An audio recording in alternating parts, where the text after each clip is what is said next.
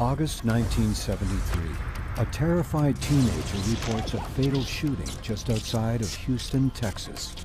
When I got there, walked in and saw the naked body with him shot 6 times, and I knew that this was not just an ordinary shooting. The discovery exposes a crime so chilling that even hardened detectives find themselves reeling in horror. We like to think of ourselves as big, tough guys and experienced men at this. We were all just absolutely in shock. This program contains graphic material, including offensive language. Viewer discretion is advised. Houston, Texas, in the early 1970s, a sprawling industrial city on the verge of a big boom. There are areas of the city, however, whose time has come and gone. One of these neighborhoods is on Houston's northwest side. It's called the Heights. At one time, the Heights was a very upper-class socioeconomic area back around the turn of the century. But then by the 70s, there was sort of an economic downturn within the Heights. There's also been a rash of teen runaways, chalked up to problems at home or school. Some parents, they would file missing persons reports. They would bug the police. They would look for their children, but those were a minority. The great majority of parents, as I remember it, simply decided that their child had left. At that time, the Houston Police Department did not have a missing persons division. But I do know that there were several teenagers from the Heights area, maybe up to 13, that had been reported missing in the early 70s. May 29, 1971.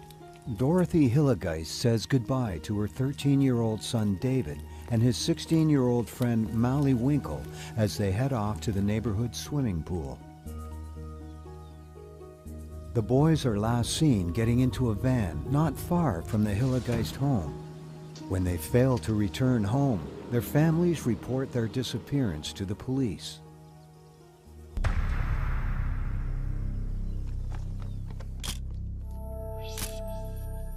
Well, it was often assumed that if a teenage boy was missing, that he was a runaway, or he just decided to lay out several nights staying with friends.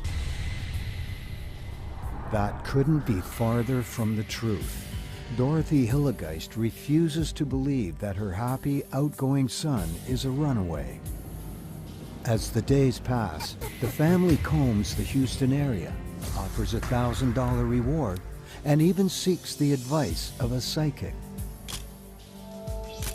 And his mother went around and put up pictures of him and notices on utility poles and all kinds of things. Now, she really tried to find him. Neighborhood friends, including 15-year-old Wayne Henley, help in the search effort. But after months, there isn't a single lead. Molly Winkle and David Hillegeist have vanished into thin air. They're still missing a year later when 17-year-old Billy Balch and friend Johnny DeLome also disappear. Once again, cops figure that the boys had to have gone missing on purpose. Billy's family checks with friends, classmates, and neighbors, but no one has seen the missing teenager anywhere. The Balch family is still searching for Billy in November of 1972, when their 15-year-old son Michael vanishes too. Not one of the Heights boys ever comes home, and still, cops are oblivious to the evil lurking right under their noses. But not for long. The early morning hours of Wednesday, August 8, 1973. 3 teenagers are on their way to Pasadena, Texas, another Houston suburb, about 20 miles from the Heights. Rhonda Williams, Wayne Henley, and his friend Tim Curley have only one thing on their minds. They've come to Pasadena to party. Wayne Henley was a very bright, streetwise 17-year-old. A school dropout, He lived at home with his mother. I don't think his father was around much in his teenage years. Rhonda Williams was the girl that Henley had been dating some. She was from a broken home, didn't have a lot of parental direction. Tim Corll was, I believe, 19 years old at the time, and he was just interested in a night of partying where they smoked marijuana and sniffed glue and whatever they wanted to do. At 3 a.m., the three teenagers enter a house at 2020 Lamar Drive in Pasadena, unaware that partying will soon be the last thing on their minds. At 8:30 a.m., the Pasadena Police Department gets a frantic phone call. I had just come to work in the detective division, and it was on my first cup of coffee, and the Lieutenant Goad pointed his finger at me and said, "Come here, you got a shooting," and he handed me the address, 2020 Lamar. When Detective Sergeant David Mulliken arrives at the scene, he finds a Pasadena police officer waiting outside with an empty .22 caliber pistol and 3 suspects, none other than Wayne Henley, Rhonda Williams, and Tim Corll. The first officer to respond to the call that morning was uniformed patrolman Jerry Jameson. He was met by Henley and Corll and Rhonda. They were sitting on the curb out in front of the house. And Henley said, "I just killed a man. He's in the house." At 34, Mulliken is a 12-year veteran with the Pasadena Police Department. He's about to take on the biggest case of his career. Inside, Mulliken finds the naked body of a man lying face down in the hallway outside a small bedroom, his feet tangled in telephone cord, his back and shoulder riddled with bullet holes. The scene inside the bedroom is even more shocking. Of course, when I got there, walked in and saw the naked body with him shot 6 times, all kinds of sexual objects, and I knew that this was not just an ordinary shooting.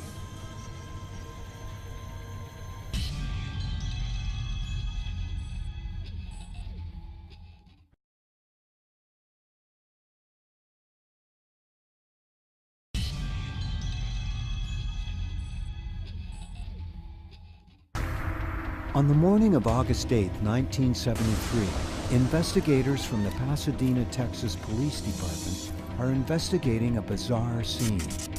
Outside sit 3 teenagers, one of whom has confessed to murder. Inside lies a man's naked body with 6 bullet holes in his back and shoulder.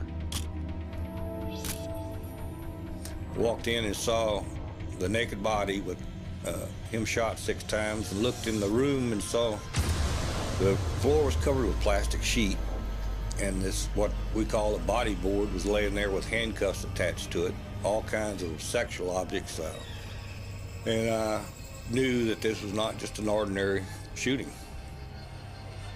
Searching the home for evidence, Detective Sergeant Mulliken uncovers 8 more sets of handcuffs, as well as binding tape, rope, and petroleum jelly.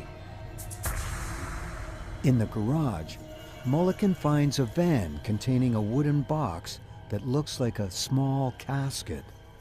He also finds traces of white lime on the floor. Police ID the victim. He is 33-year-old electrician Dean Corll, a former resident of the Heights whom everyone knew as the Candy Man. Dean Corll earned the nickname the Candy Man because his younger days, his family owned a candy company, a small candy company located in the Heights.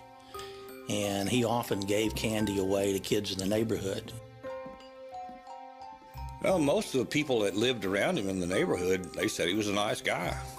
He'd help them get their car started, or, you know, do little things in the neighborhood for people. And they all kind of liked him. Nice, friendly. He was a very good-looking man. And he was friends with the kids on the block that would be walking from the elementary school and the junior high school. Sometimes he would take kids on rides in his van. Nobody really had anything bad to say about him. So how did this friendly neighborhood man end up murdered? At police headquarters, the three teenagers are questioned, and all three tell the same story. Wayne Henley says he's known Dean Corll for several years, that he and many of his friends hung around with the Candyman in the Heights before his recent move to Pasadena. Corll appeared to be a lot of fun to be around, and he did provide parties that other teenagers went to. So I think the teenagers enjoyed being around him because he was an older man who showed them a lot of fun.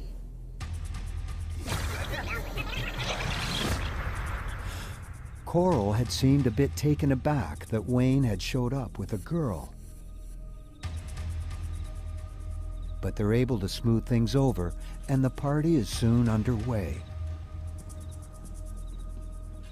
Henley and Curly and this girl stayed up all night doing what they called huffing, or sniffing glue and paint and whatever they had handy. And they passed out. And when they woke up, Corll had them all handcuffed. The teens have both their ankles and wrists shackled. Rhonda and Tim have masking tape over their mouths. Brandishing a knife and a gun, Dean Corll vows to kill them all, but only after he has his fun. Henley knew the jig was up, that Corll was getting ready to do him. So he talked to Corll and convinced him to take the handcuffs off and that he would help him do the others. Then they strapped Curly to one side of what we call a bodyboard, then strapped the girl to the other side and told Henley, you have sex with the girl while I have sex with the boy.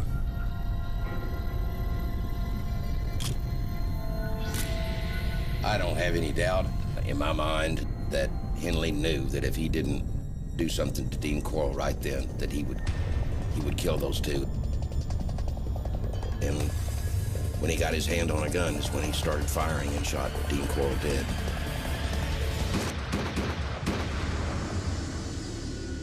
Since Rhonda and Curly's account of the night's events match Henley's, the shooting seems to be a simple case of self-defense. But there's nothing simple about the case of the Candyman.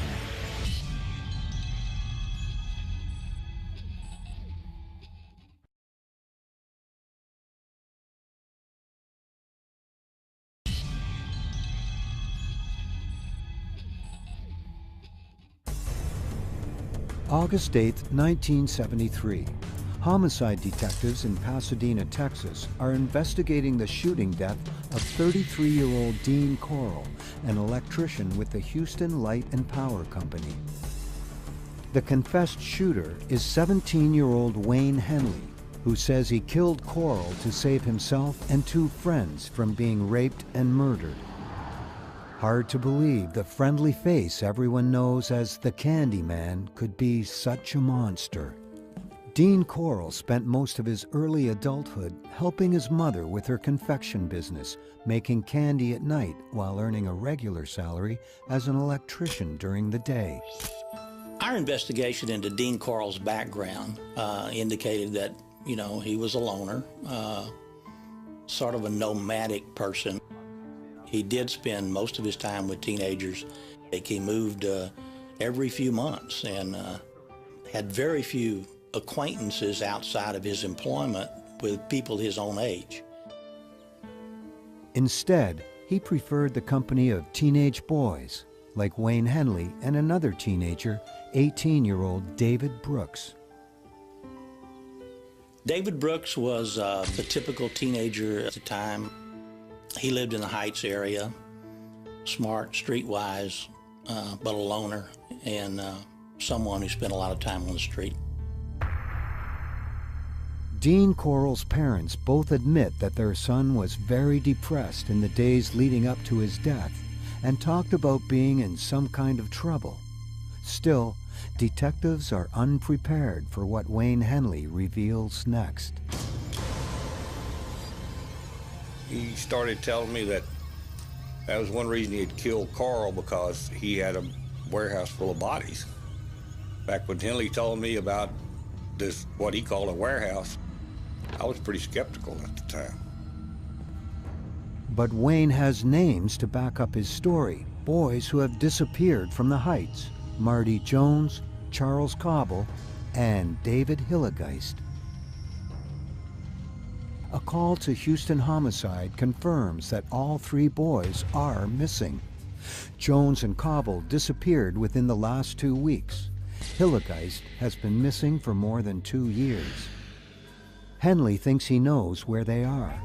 On the afternoon of August 8, 1973, the teenager leads detectives from the Pasadena and Houston police departments to the Southwest Boat Storage Facility in South Houston.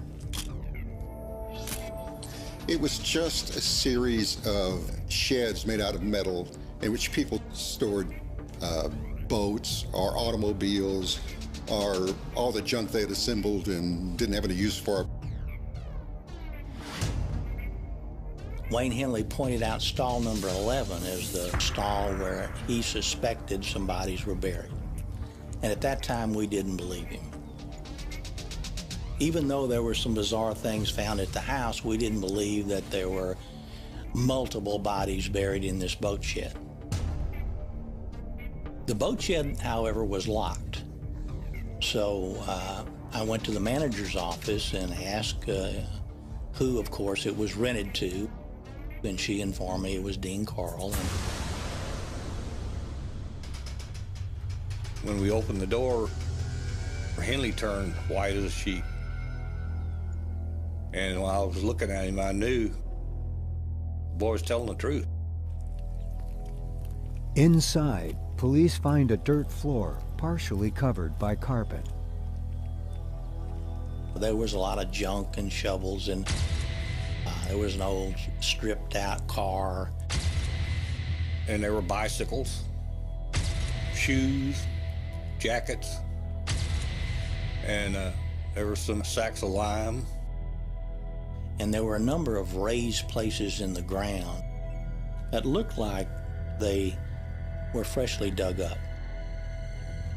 The detectives have brought some trustees from the local jail to help with the digging. Not far down, they reach a layer of white powder that they identify as lime. Minutes later, shovels hit something buried 6 inches below the surface. It's a body wrapped in clear plastic sheeting, the same kind found in Dean Corll's bedroom. Then we started scraping the dirt away in a more gentle fashion so we could preserve the body. We didn't want cuts and things from the shovels hitting the bodies. It's the naked body of a young boy, a heavy cord tied tightly around his neck. Wayne Henley's outrageous story is true. The county medical examiner is called to the scene along with a team of forensic experts, and they continue to dig.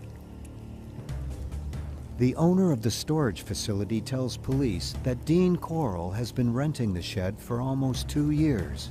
She describes him as a nice man who came around 2 or 3 times a week. He'd recently inquired about renting a second unit. It's not long before the press gets wind of the grisly discovery. Of course, there were TV crews and news media all over the place. In fact, I asked one of the TV guys even if I could let Henley use his car phone, call his mom. And that's one of the famous scenes on the news. Henley called his mom on television. Mama, it's Wayne. Mama, I killed Dean. I killed Dean. Inside the shed, police discover a second body, more decomposed than the first, but definitely that of a young person. It was a hot day, and the smell would just knock you over. Everybody was all upset, because they had never seen anything like it, I don't think. An interview with Wayne Henley hits the 10 o'clock news, alerting everyone in Houston to the horror story that's unfolding. The news sends a shockwave of fear through the families of missing boys. At Houston Homicide, detectives gather files on teenagers who have disappeared over the past several years. The stack grows to almost 50 cases from the Heights alone. Meantime, police divide the boat shed floor into sections and begin systematically digging their way down. As the night wears on, a third body is discovered, then a fourth, and a fifth. It seems like almost every place they dug in there, they found another body. And every time there was a new body found, I would have to run like 200 yards to the nearest telephone and phone in to my office, you know, another body had been found. By midnight, 8 bodies have been recovered and sent to the county medical examiner for autopsy and identification. At the scene, investigators sift through the soil for evidence. When we started diagramming the different locations, some of them were 3 deep. There'd be a body and dirt and a body and dirt and a body on top of each other. The search is not over, and by the light of day, the case will take a turn that no one, not even the most hardened detectives, could ever imagine. We like to think of ourselves as big, tough guys and experienced men at this. We were all just absolutely in shock. This was the crime of the century. People just didn't realize that other human beings could do what Dean Corll did to these kids.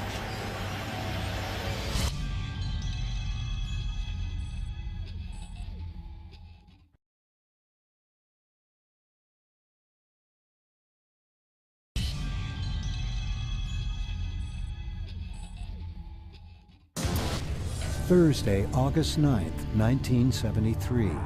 The discovery of 8 bodies buried in a Houston storage shed grabs headlines across the U.S. and around the world. At the center of the story is murdered electrician Dean Corll, now believed responsible for the abduction and murder of countless teenage boys from the Heights neighborhood in Houston. The newspaper reports I have read from that time are pretty detailed, to the point that you knew that there was some kind of sexual abuse going on with these individuals. And even parents as far away as Austin were being very careful where their teenage boys went at night after this all hit the news, because it was quite terrifying.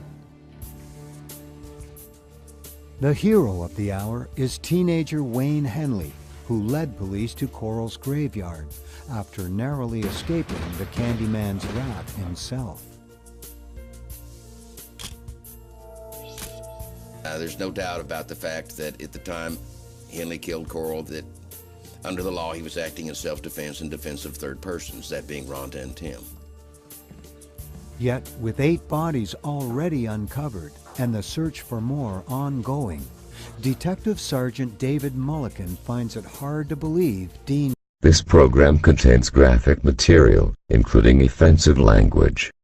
Viewer discretion is advised. Corll acted alone. He has a few more questions for Wayne Henley. We established a pretty good rapport, and I treated him right, you know. He was appreciative of that. He was pretty honest with me. And the more he talks, the clearer it becomes that Henley isn't just an innocent bystander. The reason he knew the victims' names is because he was there when they met the Candyman. When we uncovered the first one, And Henley said, "That's Dramala." Then I knew that he had, played a significant role, and that we were going to find what he said was there. Turns out there's a lot more to Henley's relationship with Corll than he originally let on. Wayne Henley's relationship with Dean Corll was that Dean Corll was a Svengali to him. I think Corll had a great deal of influence over his life and began to cultivate that relationship with him when he was very young, about 14. Henley's relationship with Corll was that of a procurer. He procured young males for Corll to have sex with on the streets of the Heights and wherever he could find them. He lured them to the house under the pretense that he had some marijuana or he had some other type of drugs to use, and or they were going to have a party. And that's the way he enticed those boys to come to Dean Corll's house. Henley makes it clear that he took no part in the sexual abuse, torture, or murder of any of the victims, though he admits that he was sometimes there when it happened. But by now, another eyewitness has come forward, and he's telling a very different story. Earlier that morning, building contractor Alton Brooks arrives at Houston Homicide. His 18-year-old son David has some information that is about to blow this case wide open. The teenager admits to helping Wayne Henley procure neighborhood boys for Dean Corll. He assures police that he had nothing to do with the killings, but claims the same cannot be said for Henley. Henley had not mentioned Brooks until that time. And when I told him that, he said, "Well, that's good, because now I can tell you the whole story." Well, at first, he was upset because he was informed that David Brooks had denied any involvement in anything. And so we took Wayne Henley to the Houston Police Department, and he was given the opportunity to speak directly to David Brooks and urge David Brooks to tell the truth. Meanwhile, under the media's watchful eye, investigators uncover 9 more bodies in the boat shed, bringing the total to 17. The county medical examiner identifies some of the bodies that same afternoon. Among them, teenage brothers Donald and Jerry Waldrop, found in the same clothes they had on when they went missing. They did go quite heavily on personal effects at that time. There are many of these boys that had dental exams and dental x-rays. So the ones who were identified first tended to be the ones that were better preserved. Many more families contact police about their lost children, searching for answers, but fearful of what those answers might mean. The poor parents I talked to, I can't describe anything other than shock that it was one of their children that had been tortured, perhaps sexually abused, and murdered and buried in a plastic sheet. This is before Gacy in Chicago. Nothing like this had ever really happened. A series of serial killings, this many bodies. Now it's David Brooks' turn to come clean. He admits knowing Dean Corll since he was 14, actually living with him at several of his residences in the Heights. He also admits to taking part in the Candyman's sadistic rituals. David Brooks never alluded to a sexual relationship between the two of them. However, I think that he was the one who would solicit these young boys to,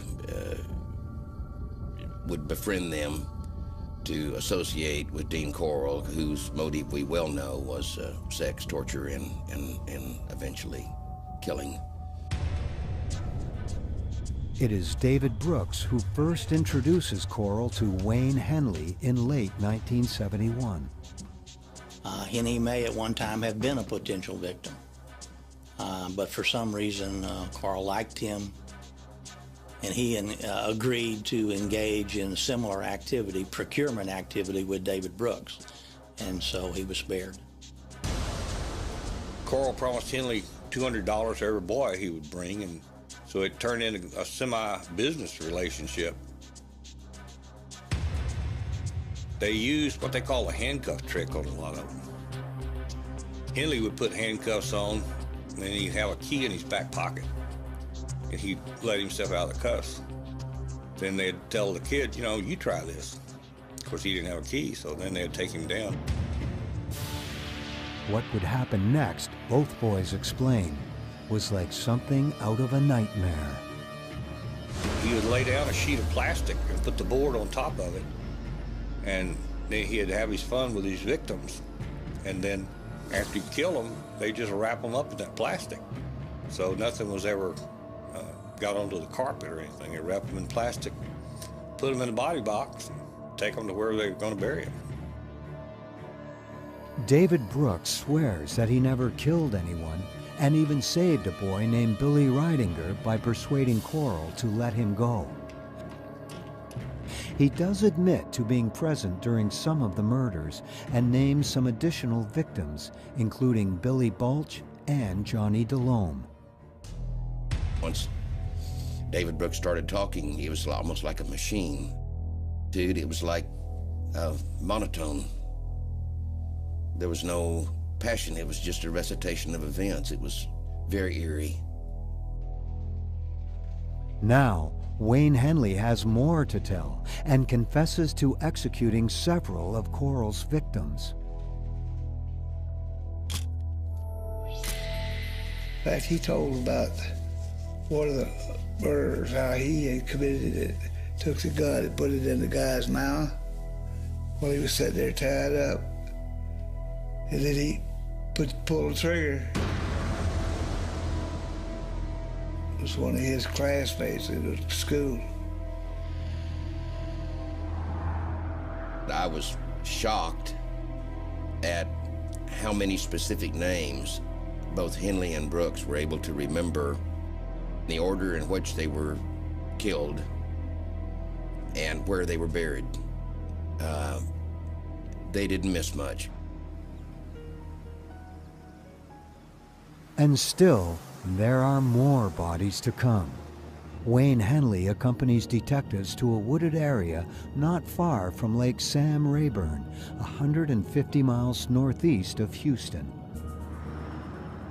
Henley he could tell us exactly where to go. We drove down this little dirt road for a while, and he said, stop right here, there's 2 bodies here. And we went out, and sure enough, there were 2 there. The next morning, we went back out to the woods, and he showed us where the 2 other bodies were. 3 of the victims have been strangled by cords still tight around their necks. The 4th is bound by a hangman's noose. All 4 bodies show signs of torture and mutilation. The next day, Brooks and Henley lead police to a 3rd site near the tiny beach community of High Island, 80 miles to the south. The media follows close behind as the teenagers walk the beach, pointing out places where bodies are buried. There's just a huge sand pile down there along the beach where it's come in. And Brooks was looking over his head with all these deputies around him. I said, by God, this a chance to get them together. I never thought I'd ever get a picture of them together. And I shot. They're 17 and 18 years old, and they've just really stepped into what's going to govern the rest of their lives, and you can see it in their faces. And I look at the waste, not only of their lives, but of all these young lives, and that picture comes back to me. Wayne Henley and David Brooks lead police to 6 more graves on High Island, bringing the body count to 27.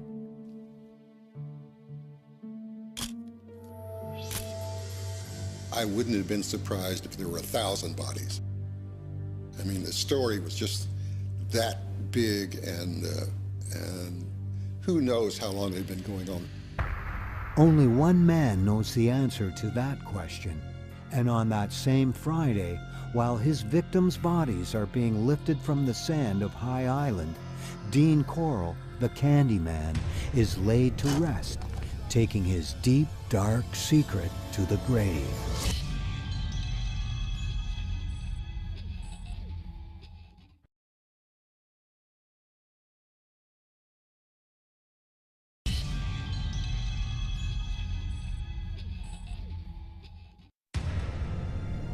Monday, August 13, 1973.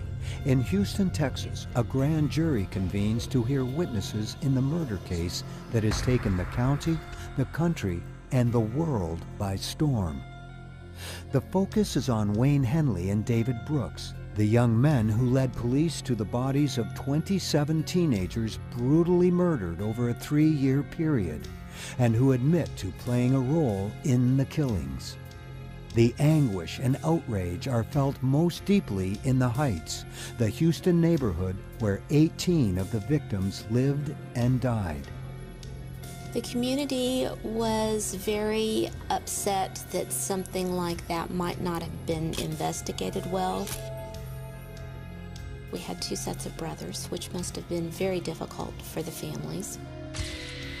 And it's impossible to fathom how Corll could have wielded so much control over his accomplices. I think Dean Corll was more of a Svengali to both David Brooks and Wayne Henley.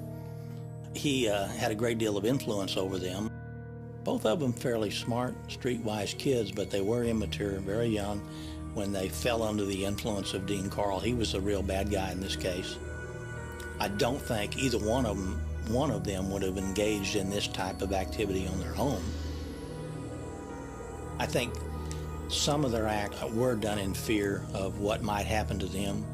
But as time went on, I think Wayne Henley got involved in it. It was a power thing with him. He had the power over life and death. And he might have got addicted a little bit to that. Whatever the reason, his relationship with the Candyman was apparently worth killing over. Both Curley and Henley's girlfriend, Rhonda Williams, testify at the August 13th hearing, reliving their terrifying experience on the early morning hours of August 8th. It's clear to witnesses at the hearing that on the night he shot Dean Corll, Wayne Henley's intention was to offer Tim Curley as the Candyman's next victim. Billy Ridinger, the boy that David Brooks let go, also testifies to Dean Corll's sadistic cravings. In '73, when we dug up all the bodies, it had been about 2 years since Ridinger's incident. He was the only known survivor that had ever gone in there and lived to tell about it. Police discontinue the search for more victims at the end of September, despite rumors of bodies buried elsewhere. By October of 1973, all but 6 bodies have been positively identified. We were not able to get any information or any evidence to indicate there were any more than 27 victims, because 27 was all that Wayne Henley and David Brooks knew about.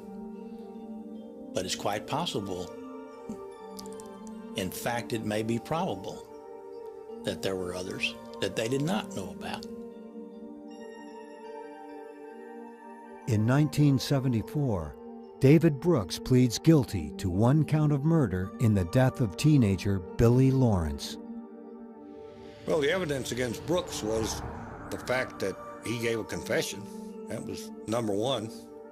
And his association with Henley and Dean Corll, and he admitted to being there when some of the murders were committed, so it didn't take a lot. Elmer Wayne Henley's trial was a media circus. The only thing I can equate it to was his O.J. Simpson trial without the television in the courtroom. The trial itself was pretty much an anticlimactic situation as far as making news went. I mean, the facts were there. The defense was essentially trying to paddle up Niagara Falls, which was impossible. And he was summarily convicted. Wayne Henley is sentenced to 6 concurrent 99-year terms, while David Brooks gets 1 99-year term. In 1994, the medical examiner's office uses a new technique called forensic reconstruction to try to identify one of the Candyman's unnamed victims. We had an artist do drawings from the skulls. She did an extremely good job. Forensic artist Lois Gibson uses a life-size photograph of the skull to trace a corresponding outline on paper and on clear acetate. When Cecil Wingo gave me the skull to work on from the Dean Corll murders, it was only the second time I'd ever done a reconstruction.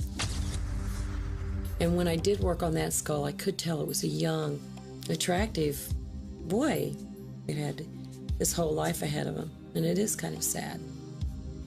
I remember Cecil Wingo looking at it, and when he saw it, he went, ho, ho, ho, and he got out the picture, and it was obvious. The skull belongs to 18-year-old Mark Scott, thought to have run away in early 1972 after trouble with the law. Now, decades later, only 3 of the bodies have yet to be identified. DNA comparisons have been inconclusive, but the search goes on. David Brooks and Wayne Henley continue to serve their life sentences in federal prison, despite several applications for parole. In one respect, the shooting of Corll saved Henley's life. In another respect, it was the worst thing that could have happened to him. Because if Corll had been alive, he would have been the great evil perpetrator. And Henley would have been looked at as an accomplice at best, and perhaps not spent the rest of his life in prison as he will. I don't think there's a chance that Henley will ever be paroled. Probably if he was, he wouldn't live long, because there's still a lot of relatives out here that are still grieving. I don't think Brooks will ever get out either. Well, I think this case had a lasting impact on this community. People kept their children on a shorter leash than they did in the past. This program contains graphic material, including offensive language. Viewer discretion is advised.